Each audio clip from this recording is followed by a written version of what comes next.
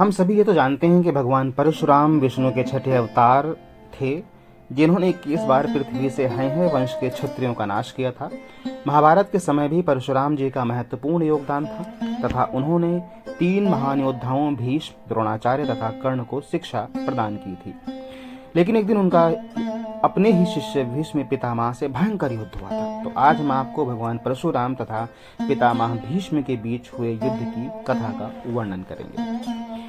भीष्म राजा शांतनु तथा मां गंगा के पुत्र थे, जिन्होंने आजीवन विवाह न करने की प्रतिज्ञा ली थी।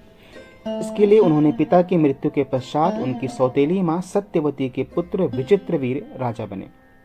उनकी मां सत्यवती ने विचित्रवीर के लिए योग्य कन्या को लाने को कहा।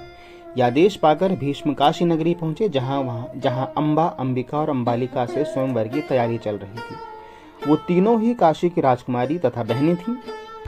भीष्म ने वहां आए सभी राजाओं को परास्त कर दिया तथा तीनों राजकुमारियों का अपहरण करके हस्तिनापुर ले आए। वहां लाकर उन्होंने तीनों राजकुमारियों को मां सत्यवती के सामने प्रस्तुत कर दिया। तब राजकुमारी अंबा ने भीष्म के सामने याचना की कि वो सौबल देश के राजा शल्व से प्रेम करती हैं तथा वो भी उससे प्रेम करते हैं।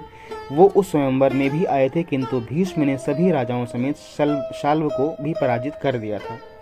यह सुनकर भीष्म ने अंबा को राजा शाल्व के पास भेज दिया। अंबा राजा शाल्व के पास गई तथा स्वयं को पत्नी रूप में स्वीकारने को कहा। चूंकि भीष्म भरी सभा से राजा शाल्व को परास्त कर राजकुमारी अंबा को हर कर ले गए थे, इसलिए उन्होंने अंबा को पत्नी रूप में स्वीकार करने से मना कर दिया। निराश होकर अंबा पुनः हस्तिनापुर लौट आई और राजा विचित्रवीर के सामने विवाह का प्रस्ताव रखा। तब राजा विचित्रवीर ने भी उससे विवाह करने से मना कर दिया। निराश होकर अंबा ने भीष्म से विवाह करने का प्रस्ताव रखा, लेकिन भीष्म ने अपनी प्रतिज्ञा याद दिलाते हुए उनसे विवाह करने से मना कर दिया। यह सुनकर अंबा को अत्यधिक क्रोध आया तथा भीष्म से बदला लेने के लिए वहां से चली गई।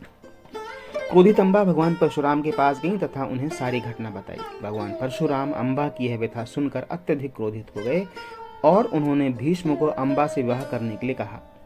भीष्म ने अपनी प्रतिज्ञा के कारण अंबा से विवाह करने से मना तो कर दिया। इस पर परशुराम ने भीष्म को स्वयं से युद्ध करने की कहा। दोनों के बीच भयंकर युद्ध हुआ, जो कई दिनों तक चला। चूंकि परशुराम भगवान विष्णु का रूप थे तथा भीष्म को इच्छा मृत्यु का वरदान प्राप्त था, इसलिए युद्ध में कोई भी पराजित नहीं हो सका। अंत में देवताओं के द्वारा दोनों के बीच युद्ध को शांत करवाया गया।